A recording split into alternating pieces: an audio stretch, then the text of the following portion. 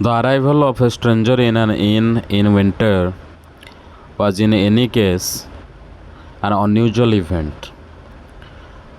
ତେଣୁ ୱିଣ୍ଟର ସମୟରେ ଗାଁ ଗହଳି ଭିତରେ ଗୋଟେ ଷ୍ଟ୍ରେଞ୍ଜର ଆସିବା ଆଉ ସେଠି ଛୁଟି ବିତାଇବା ଗୋଟେ ଇନ୍ରେ, ଇନ୍ ମାନେ ହେଉଛି ଗୋଟେ ଟାଇପ୍ର ଲଜ୍ କହିପାରିବ ଆମେ। ସେ ଲଜ୍ରେ ଯେଉଁଠି ଲୋକମାନେ ରୁହନ୍ତି ଯାଇକି ବାହାର ଜାଗାରେ, ଯେକୌଣସି ସିଚୁଏସନ୍ରେ ହେଉ ଏଇଟା ବହୁତ ଅନ୍ୟୁଜୁଆଲ୍ ଘଟଣା, ଏମିତି ପ୍ରାୟତଃ ହୁଏନି। A stranger of such uncommon appearance set all the tongues wagging. ତେଣୁ ଯେହେତୁ ଏମିତି ଗୋଟେ ଲୋକଟେ ଏଇଭଳି ଅନକମନ୍ ଆପିୟରାନ୍ସରେ ଆସିଛି, ତା'ର ମୁହଁ ହାତ ଏଗୁଡ଼ାକର ସବୁ ଷ୍ଟ୍ରେଞ୍ଜ ମାନେ କ'ଣ ଲାଗିଛି, ବ୍ୟାଣ୍ଡେଜ୍ ସେ ଗୁଡ଼େଇ ହେଇକି ଆସିଛି। ଗୋଟେ ଷ୍ଟ୍ରେଞ୍ଜର ଯାହାକୁ କେହି ଜାଣିନାହାନ୍ତି, ଏସବୁ ଯେତେବେଳେ ହେଲା, ଲୋକମାନେ ଯାହାକୁ ଜାଣିଲେ ଯେ ଏମିତି ଗୋଟେ ଲୋକଟେ ବର୍ତ୍ତମାନ ଆସିଛି ଏଠିକି, ତ ସମସ୍ତଙ୍କ ପାଟିରୁ କିଛି ନା କିଛି ବାହାରିଲା। Mrs Hall, the landlord's wife, made every effort to be friendly. ତେଣୁ ଯେ ଘର ମାଲିକ ଯିଏ ଥିଲେ, ଯାହାର ଏଇଟା ଇନ୍, ତାଙ୍କର ୱାଇଫ୍ଙ୍କ ନାଁ ହେଲା ମିସେସ୍ ହଲ୍। ତାମାନେ ମିଷ୍ଟର ହଲ୍, ମିସେସ୍ ହଲ୍। ତେଣୁ ଲ୍ୟାଣ୍ଡଲର୍ଡ଼ ହେଉଛନ୍ତି ମିଷ୍ଟର ହଲ୍, ତ ତାଙ୍କ ୱାଇଫ୍ ହେଲେ ମିସେସ୍ ହଲ୍। ସେ ସବୁ ପ୍ରକାର ଚେଷ୍ଟା କଲେ ତା ସହିତ ଫ୍ରେଣ୍ଡଲି ହେବା ପାଇଁ, ସତଟା କ'ଣ, ପ୍ରକୃତ କଥାଟା କ'ଣ ସେଟା ଜାଣିବା ପାଇଁ। But Griffin had no desire to talk and told her, my reason for coming in evening is a desire for solitude. I don't wish to be disturbed in my work. Besides, an accident has affected my face. ତେଣୁ ସେ ଗ୍ରିଫିନ୍ର କିନ୍ତୁ କୌଣସି ଇଚ୍ଛା ନଥିଲା ତା ସହିତ କଥା ହେବା ପାଇଁ। କିନ୍ତୁ ଯେତେବେଳେ ତାକୁ ଏସବୁ ଜିନିଷ ଗୁଡ଼ାକ ସେ ଜାଣିପାରିଲା ଯେ ଇଏ ମୋ ସହିତ ଫ୍ରେଣ୍ଡଲି ହେବାକୁ ଚାହୁଁଛନ୍ତି, ସେ ତାଙ୍କୁ ସିଧା ସିଧା କହିଦେଲା ଯେ ମୋର ଏଠିକି ଆସିବାର, ଇପିଂ ଗାଁକୁ ଆସିବାର ମୋର ଲକ୍ଷ୍ୟ ହେଉଛି, ମୋର ଇଚ୍ଛା ହେଉଛି ଏଠି ମୁଁ ଟିକେ ସଲିଟ୍ୟୁଡ଼ ମାନେ ଏକାନ୍ତରେ ରହିବାକୁ ଚାହୁଁଛି, ଟିକେ ଶାନ୍ତି ଯେମିତି ମିଳିବ, କେହି ନଥିବେ, ଗହଳି ନଥିବ, ମୋତେ ବିଲକୁଲ ଗହଳି ପସନ୍ଦ ନୁହେଁ। ତେଣୁ ମୁଁ ଚାହୁଁନି ଯେ ମୋତେ କିଏ ମୋ କାମରେ ଡିଷ୍ଟର୍ବ କରୁ, ସେଇଥିପାଇଁ ମୁଁ ଏଠିକି ଆସିଲି। ଆଉ ତା ସହିତ ଯଦି ମୋର ମୁହଁକୁ ନେଇକି କିଛି ଡାଉଟ୍ ଥିବାର ଥାଏ, ମୁଁ କହିଦେଉଛି ଯେ ମୋର ଗୋଟେ ଆକ୍ସିଡେଣ୍ଟ ହେଇଥିଲା, ଯେଉଁଥିରେ କି ମୋ ଫେସ୍ ସେଥିରେ ବହୁତ ଖରାପ ଭାବରେ ଆଫେକ୍ଟ ହେଇଛି। Satisfied that her guest was an eccentric scientist, and in view of the fact that he had paid her in advance, Mrs. Hall was prepared to excuse his strange habits and irritable temper. ତେଣୁ ନିଜ ଗେଷ୍ଟଙ୍କ ଦ୍ୱାରା ଏଇ ଯେଉଁ କଥାବାର୍ତ୍ତା ଏସବୁ ଜିନିଷଟା ଶୁଣିକି ସେ ସାଟିସ୍ଫାଏଡ଼ ହେଲା ଏବଂ ଜାଣିଲା ଯେ ଇଏ ଜଣେ ବହୁତ ହି ଇସେଣ୍ଟ୍ରିକ୍ ସାଇଣ୍ଟିଷ୍ଟ, ଜଣେ ବହୁତ ହି ଜଣାଶୁଣା ସାଇଣ୍ଟିଷ୍ଟ, ବହୁତ ଭଲ ସାଇଣ୍ଟିଷ୍ଟ। ଆଉ ତା ସହିତ ଏଇଟା ମଧ୍ୟ ଫ୍ୟାକ୍ଟ ଥିଲା ଯେ ସେ ତାକୁ ଆଡ଼ଭାନ୍ସରେ ପେ କରିସାରିଲେ, ହେଲା, ଯେତିକି ପଇସା ଦେବା କଥା ଆଉ ଆଡ଼ଭାନ୍ସ ଦେଇସାରିଲାଣି। ତେଣୁ ତା'ର କିଛି ଆଉ ଏତେ ମୁଣ୍ଡ ଖେଳିବା ଆବଶ୍ୟକ ନାହିଁ, ପଇସା ମିଳିଗଲାଣି। ତ Mrs Hall was prepared to excuse his strange habits and irritable temper. ତେଣୁ ସେ କହିଲେ ଯେ ମୋର ଯେଉଁ ଷ୍ଟ୍ରେଞ୍ଜ ହ୍ୟାବିଟ୍ ଅଛି, ଯେଉଁ ଇରିଟେବଲ୍ ଟେମ୍ପର ଅଛି, କାହାର, ସେ ଯେଉଁ ଲୋକଟା ଆସିଛି ନୂଆ ଲୋକ ମାନେ ଗ୍ରିଫିନ୍, ସିଏ ତା ସହିତ ସେସବୁ ଜିନିଷ ଗୁଡ଼ାକ ଏକ୍ସକ୍ୟୁଜ୍ କରିଦେଲେ। କହିଲେ ହଁ ହଁ ସେ ଲୋକଟା ଯାହା ହେଉଥିବ, ଆମକୁ ତ ପଇସା ମିଳୁଛି, ହେଲା, ତେଣୁ ତାର କଥା ଏତେ ମିସେସ୍ ହଲ୍ ଧରନ୍ତିନି। But the stolen money didn't last long. କିନ୍ତୁ ଚୋରି କରିଥିବା ପଇସା କେତେ ଦିନ ଯାଏଁ ଚାଲିବ? And presently Griffin had to admit that he had no more ready cash. ବର୍ତ୍ତମାନ ସମୟ ଆସିଗଲା ଯେଉଁଥିରେ କି ତାକୁ ଆଡ଼ମିଟ୍ ହେବାକୁ ପଡ଼ିବ ଯେ ତା ପାଖରେ ଆଉ ପଇସା ନାହିଁ ବୋଲି ତାକୁ ମାନିବାକୁ ପଡ଼ିବ। He pretended however that he was expecting a cheque to arrive at any moment. କିନ୍ତୁ ସେ ଏମିତି ଦେଖେଇ ହେଲେ, ଏମିତି ନାଟକ କଲେ ସତେ ଏମିତି ତାଙ୍କ ଚେକ୍ଟା ଯେକୌଣସି ମୁହୂର୍ତ୍ତରେ ଆସୁଥିବ, ଆସିଲା ମାନେ ସବୁ ପଇସା ସବୁଆଡ଼େ ଦିଆଯିବ। ସର୍ଟଲି ଆଫ୍ଟରୱାର୍ଡ଼ସ୍ ଏ କ୍ୟୁରିୟସ୍ ଏପିସୋଡ଼ ଅକର୍ଡ। କିନ୍ତୁ ତା'ର କିଛି ସମୟ ପରେ ଗୋଟେ ମୋତେ ଅଜବ ଘଟଣା ଗୋଟେ ଘଟିଲା। Very early in the morning a clergyman and his wife were awakened by noises in the study।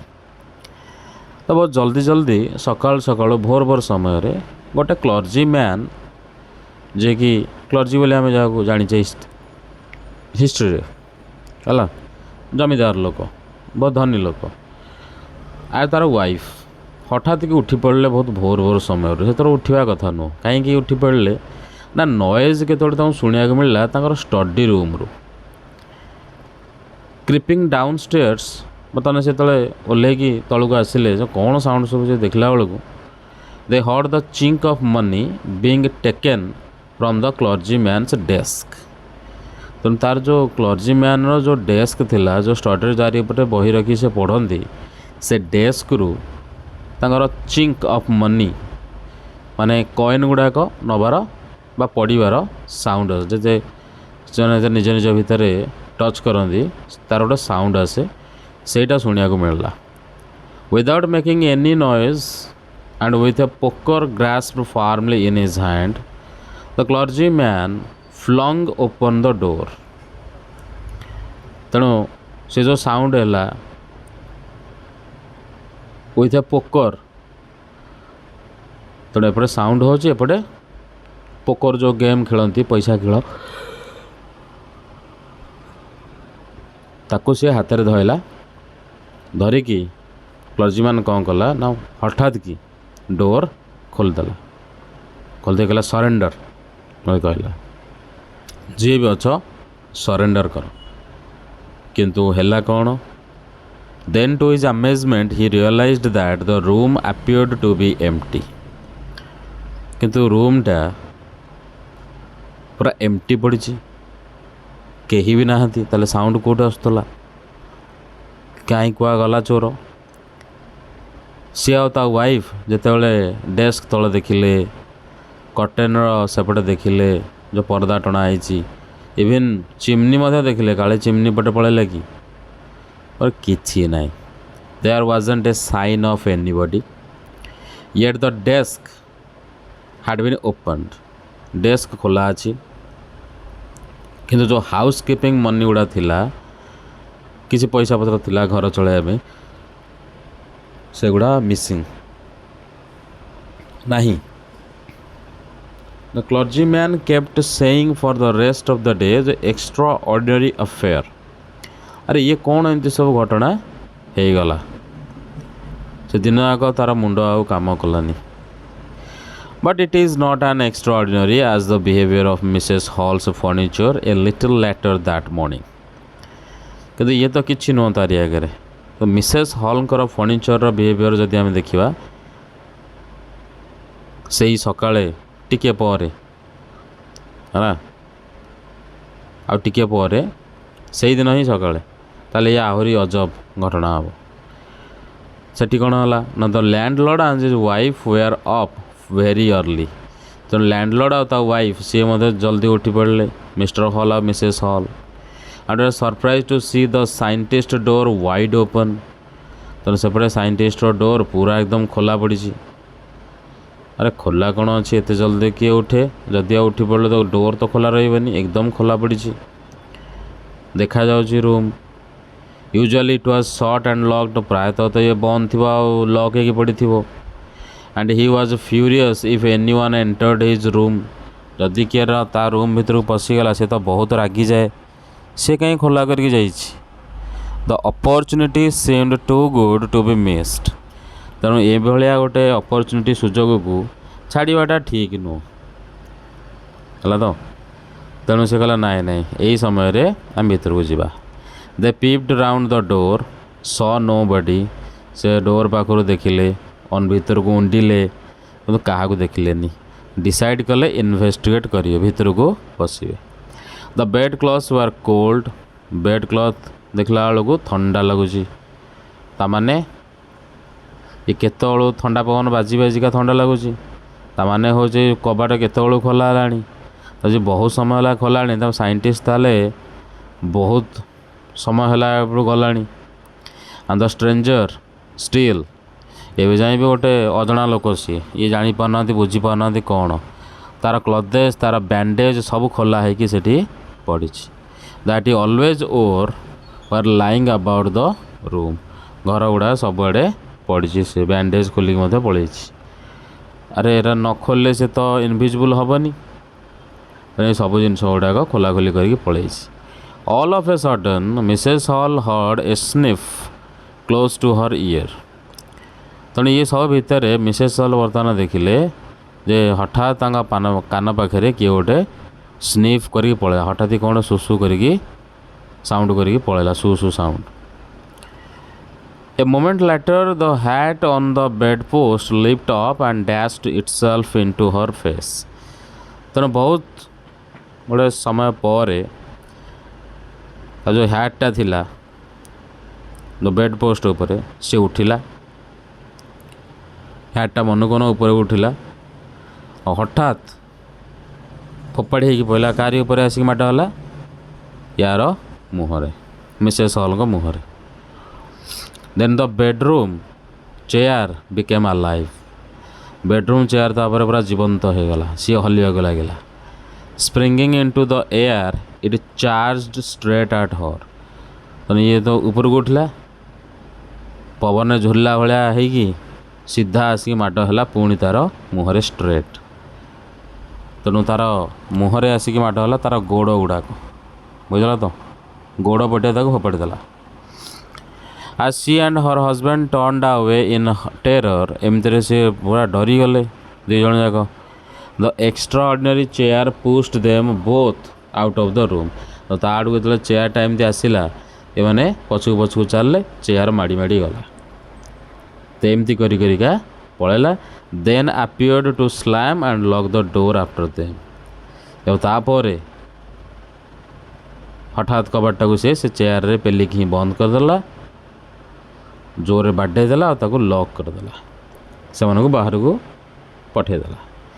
Mrs Hall almost fell down the stairs in hysterics. ତେଣୁ ମିସେସ୍ ହଲ୍ ସେଠି କ'ଣ କଲେ, ଏତେ ହଡ଼ବଡ଼ ହେଇକି ଡରିକି ଯେଉଁ ଷ୍ଟେୟାର ଥିଲା, ଯେଉଁ ସିଡ଼ି ଥିଲା, ସେଇଥିରେ ପଡ଼ିଗଲେ ଗୋଡ଼ ଖସଡ଼ିକି। She was convinced that the room was haunted by spirits and that the stranger had somehow caused these to enter into her furniture।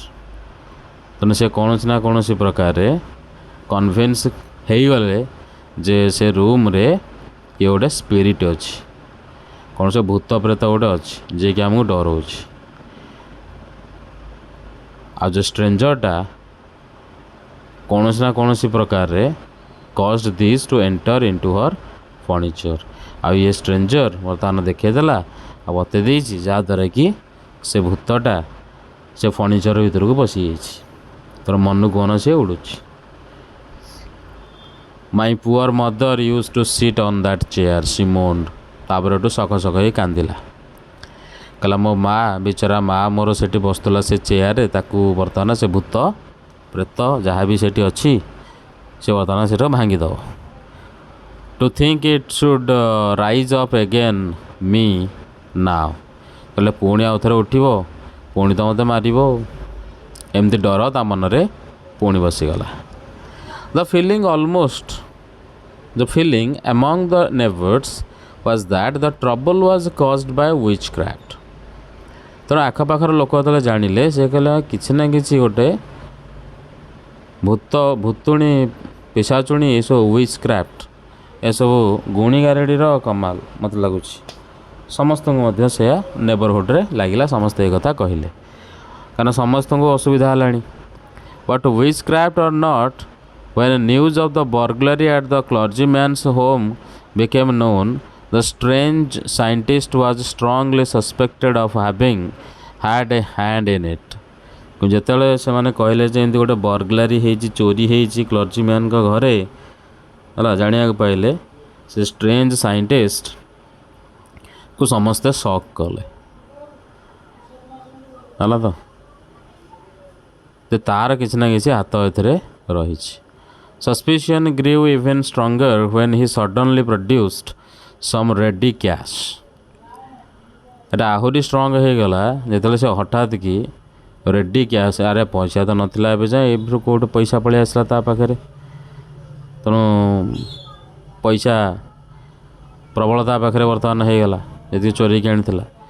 ଦୋ he had admitted not long before that he had no money, କିନ୍ତୁ ପୂର୍ବରୁ ସେ ମାନିଥିଲା ଯେ ତା ପାଖରେ କୌଣସି ପଇସା ନଥିଲା ବୋଲି। ତାହେଲେ ଏଟେ ପଇସା ଆସିଗଲା କେଉଁଠୁ? The village constable was secretly sent for. ବର୍ତ୍ତମାନ ଯେଉଁ ଭିଲେଜ୍ କନଷ୍ଟେବଲ୍ ଥିଲା ସେ ସିକ୍ରେଟଲି ତାକୁ ଡକାଗଲା। Instead of waiting for the constable, Mrs Hall went to the scientist who had somehow mysteriously appeared from his empty bedroom। ତେଣୁ ସିଏ constable ତ ଡକେଇ ଦେଲେ, କିନ୍ତୁ ମିସେସ୍ ହଲ୍ ଆଉ ରହିପାରିଲେନି। ସେ ତା କନଷ୍ଟେବଲ୍କୁ ୱେଟିଂ କରିବା ବଦଳରେ ସିଏ ମାଡ଼ିଗଲେ ମିସେସ୍ ହଲ୍ ସାଇଣ୍ଟିଷ୍ଟ ପାଖକୁ। ସାଇଣ୍ଟିଷ୍ଟ ଯେତେବେଳେ ବର୍ତ୍ତମାନ ଏଠି ଗଲେ, ସେଠୁ ଦେଖିଲେ ଯେ ସିଏ ପୁରା ଗାୟବ, ତା ବେଡ଼ରୁମ୍ରେ ସିଏ ବିଲକୁଲ ନାହିଁ। I want to know that you have been doing to my chair upstairs, ସେ ଡିମାଣ୍ଡେଡ଼। ସେ ବର୍ତ୍ତମାନ ଡିମାଣ୍ଡ କଲେ ଯେ ମୋ ମାଆର ଚେୟାର ଏଠି ଥିଲା, ଚେୟାର ବର୍ତ୍ତମାନ ମୋର ଯେଉଁ ଉପରେ ଥିଲା ସେଇଟା କ'ଣ ହେଲା, କ'ଣ କଲୁ ତା ସହିତ, ମୁଁ ଜାଣିବାକୁ ଚାହୁଁଛି। and I want to know how it is you came out of an empty room and how you entered a locked room। ବର୍ତ୍ତମାନ ମୋତେ କହ ଯେ ତୁ କେମିତି ଏମ୍ପ୍ଟି ରୁମ୍ ଭିତରୁ କେମିତି ପଶିଗଲୁ, ଆଉ ଲକ୍ ହେଇଥିବା ରୁମ୍ରୁ କେମିତି ମାନେ ବାହାରି ଆସିଲୁ, ସରି ଏଣ୍ଟ୍ରି କଲୁ, ଆଉ ଯେତେବେଳେ କେହି ନଥିଲେ ସେତେବେଳକୁ ତୁ କେମିତି ବାହାରକୁ ପଳେଇଲୁ, କେମିତି କେଉଁଠୁ ପଳେଇ ଆସିଲୁ ହେଲା, ଏ କଥା ମଧ୍ୟ କୁହ। ତା ମଧ୍ୟ କହିଲେ। The scientist was always quick tempered. ତାର ହଠାତ୍ ତାକୁ ଗୋଟେ ରାଗ ସଦାବେଳେ ଲାଗିଯାଏ, ହଠାତ୍ ତାର ମୁଡ୍ ଚେଞ୍ଜ ହେଇଯାଏ ସାଇଣ୍ଟିଷ୍ଟ ଗ୍ରିଫିନ୍ର। ସୋ ନାଓ ସେ short tempered. Now he became furious. ବର୍ତ୍ତମାନ ଏତେ ରାଗିଗଲା, ବହୁତ ରାଗିଗଲା। You don't understand who or what I am, she shouted. ସେ ଚିତ୍କାର କରି କହିଲା, ତୁ ଜାଣିନୁ ମୁଁ କିଏ ସେ ଆଉ କ'ଣ ମୁଁ କରିପାରେ। Very well I will show you. କହିଲେ ଠିକ୍ ଅଛି, ମୁଁ ତ ଦେଖାଉଛି ରହ। Suddenly he threw off bandages, whiskers, spectacles and even nose, ସବୁ କିଛି କାଢ଼ିକି ଫୋପାଡ଼ି ଦେଲା ନିଜ ଦେହରୁ। It took him only a minute. ଗୋଟେ ମିନିଟ୍ ଭିତରେ ସବୁ ଖୋଲାଖୋଲି କରିଦେଲା। The horrified people in the bar found themselves staring at the headless man. ବର୍ତ୍ତମାନ ଯେଉଁତକ ଲୋକ ଥିଲେ ସେ ଜାଗାରେ ସମସ୍ତେ ଦେଖିଲେ, ଆରେ କ'ଣ ଏ ମଣିଷଟା କ'ଣର ମୁଣ୍ଡ ନାହିଁ, କେଉଁଥିରେ କଥା କହୁଛି, ବଞ୍ଚୁଛି କେମିତି। Mrs Jaffers the constable now arrived and was quite surprise to find that he had to arrest a man without a head. ତେଣୁ ତାଙ୍କର ଯିଏ କନଷ୍ଟେବଲ୍ ଥିଲା, ଯାହା ନାଁ ହେଲା ମିଷ୍ଟର ଜାଫର୍ସ, ସେ ବର୍ତ୍ତମାନ ଆସିକି ପହଞ୍ଚିଗଲା। ଆଉ ଦେଖିକି ବହୁତ ସରପ୍ରାଇଜ୍ ହେଇଗଲା ଯେ ବର୍ତ୍ତମାନ ସେ ଗୋଟେ ଆରେଷ୍ଟ କରିବାକୁ ଆଉଛି ଗୋଟେ ଏମିତିଆ ଲୋକକୁ ଯାହାର କି ମୁଣ୍ଡ ନାହିଁ। But Jaffers was not easily prevented from doing his duty. ତ ଜାଫର୍ସ ଏତେ ଇଜିଲି ପ୍ରିଭେଣ୍ଟେଡ୍ କରିପାରିଲାନି ଏସବୁ ଡ୍ୟୁଟି ଗୁଡ଼ା ବଞ୍ଚାଇବାକୁ ତାର, ହେଲା ତ। କହିଲା ମୁଁ ଡ୍ୟୁଟି କରିବି, ସେଥିରେ କିଛି ନାହିଁ, ମୁଁ ଆସିଛି ଧରିବାକୁ ନା ଧରିବି। If a magistrate's warrant ordered a person's arrest, then that person had to be arrested with or without his head. ସେ କହିଲେ ମୋତେ ଏତେ ସବୁ କହିବା ଦରକାର ନାହିଁ, ମ୍ୟାଜିଷ୍ଟ୍ରେଟ୍ଙ୍କର ଅର୍ଡ଼ର ହେଇଛି, ତାଙ୍କର ୱାରେଣ୍ଟ ହେଇଛି, ୱାରେଣ୍ଟ ଅର୍ଡ଼ର ଆସିଛି ଯେ ସେ ଲୋକଟାକୁ ଆରେଷ୍ଟ କରିବା ପାଇଁ, ମୁଁ ତାକୁ ଆରେଷ୍ଟ କରିବାକୁ ଆସିଛି। ତା'ର ମୁଣ୍ଡ ଥାଉ କିମ୍ବା ନଥାଉ, ମୋ ତା'ର ମୁଣ୍ଡରେ କିଛି ବାନ୍ଧିବାର ନାହିଁ, ମୁଁ ତା ହାତ ବାନ୍ଧିକି ନେଇକି ଯିବି। There followed a remarkable scene of the as the policeman tried to get hold of the man who was becoming more and more invisible as he threw off one garment after another. ତେଣୁ ଗୋଟିଏ ପରେ ଗୋଟିଏ ତାର dress ଯେଉଁ ଖୋଲି ଚାଲିଛି, ଏଥିରେ ସେ ଆହୁରି ଇନଭିଜିବଲ୍ ହେଇ ଚାଲିଛି। ଏବେ ସେ ଚେଷ୍ଟା କଲା, ତା ହାତ କୁଆଡ଼େ ଗଲା, ତାକୁ ଧରିବାକୁ ଚେଷ୍ଟା କଲା। Finally a shirt flew into the air. Then the constable found himself struggling with someone he could not see। ତ ସେ ସାର୍ଟଟାକୁ ଖୋଲିକି ଫୋପାଡ଼ି ଦେଲା। ସାର୍ଟ ଖୋଲିଦେଲେ ତାର ଆଉ ହାତ ଦେହ କିଛି ଜଣାପଡ଼ିବନି, ଦେଖାଯିବନି, ବର୍ତ୍ତମାନ ତାକୁ ଧରିବାକୁ ତାକୁ ପ୍ରୋବ୍ଲେମ୍ ହେଲା ତ। ତେଣୁ ସେ ବିଲକୁଲ ଧରିପାରିବନି। Some people try to help him but found themselves hit by blows that seemed to come from nowhere। तो केते लोग चेष्टा कले ताको धरिया पई किंतु हिट बाय ब्लोज मारिकी मुँह फटेदेला से तार आउ किछि रहिलानी ब्लो खाली गला ता मुँह को कार देह को खाली मुथा गोड़े मारी मारी चलला है तो एड़ा लोक को मिलला। तो यही प्रकार है गला तेणु लोकटा कुआड़ अच्छी कौन मारुच क्या किसी जना पड़नी कहीं जापना। इन द एंड शेष Jaffers was knocked unconscious as he made a last attempt to hold on to the unseen scientist. Last को जैफर्स कौन कला अनकॉन्शियस होगी पड़गला मारिदेला तो गोटे जे सी पूरा बेहोश होगी पड़ला। लास्ट अटेम्प्ट थिला ताको धरियापी है से अनसीन साइंटिस्ट को। There were nervous excited cries of hold him. लोक नर्वस होती काले के गोटे बसीज तेणु से माड को डरिकी अच्छा ता सहित एक्साइटेड होकर चिल्लाउछंती जे ताकू धर। But this was easier said than done. तेणु कहवाठू करवाटा ये कौन सहज कथा है। तेणु Griffin had shaken himself free तो से निजको फ्री करदेला। No one knew where to lay hands on him. तेणु सी पूरा से जगार कुआड़े गला तो कहीं जानिलेनी कहीं देखी पार्लेनी कहीं धरी भी पार्लेनी है। तो ये है साइंटिस्ट रो कहानी फुटप्रिंट्स विदाउट फीट जोटा कि चैप्टर ना आ बुक ना से। तो राइटर होती H.G. Wells. Okay thank you very much. आम वीडियो गुड़िक तुम मानक निश्चय भल लगुव तेणु या टे लाइक कर चैनल को टे सब्सक्राइब कर दियो एवं ता सहित जदि किसी डाउट रोचे ताले आम कमेंट माध्यम जन पार आउ अन्य मानक शेयर करियो है। Thank you very much. God bless you.